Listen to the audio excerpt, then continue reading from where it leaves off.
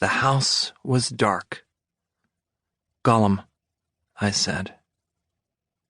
He waddled over and looked up at me with his sad, bulbous eyes. His tail thumped once against the tile floor. "Good boy," I said, and kneeled down to hug him. He groaned piteously. "Come on," I said, "let's go up." I left my suitcase at the bottom of the stairs. The old black lab, 11 years old now, followed me up the steps, then doddered over to our bed. Jake wasn't in it, off at a fire, I figured. Gollum jumped in, as if it were the last action he would commit upon this earth. The dog looked at me with his roomy, grateful eyes, then lay his head down on my husband's pillow and moaned. "Gollum. Gollum." A pair of loons called to each other out on the lake, the bird world equivalent of a married couple's late-night argument. The male laughing, the female responding with a melancholy, "Whoo." It wasn't hard to translate. I'm here, are you listening? I'm here." And the reply, "Yeah, I know where you are." Across the hallway to the room where our son, Falcon, lay in his bed fully dressed, arms spread like a man on the cross. His mouth was open. I stood in his doorway. It wouldn't be long now before he graduated, another 9 months, and then Jake and I would be alone in the big house.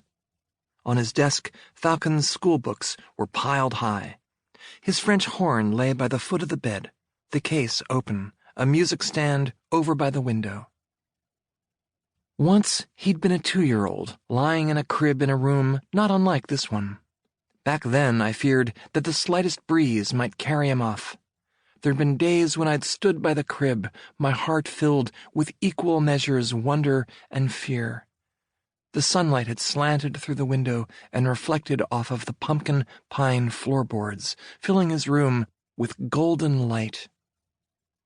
Back in my bedroom, I put on a green cotton nightie with a silkscreen of a baleen whale on it, and got into bed next to Gollum. Now, deep into his dotage, the black lab's face was mostly gray. I turned off the light and lay there for a moment, wondering if my mind was going to be able to slow down. I'd woken that morning in a hotel room in Manhattan, after 2 days of researching a story on Hart Island, the Potter's Field of New York. I don't know why I thought the Hart Island story was going to go anywhere. It wasn't exactly the kind of story magazines use to fill what they call the blue pages, photos of Caribbean oceans, models luxuriating in infinity pools. Some of the things I'd seen on Hart Island were going to be hard to forget.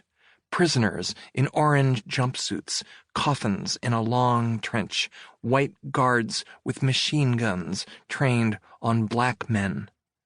Even the landscape was gruesome.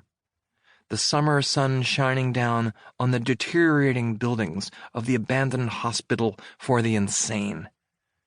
I'd stood for a while in front of a collapsed structure filled with rusted gears and steam engines. There was a rusted sign, "The Dynamo Room."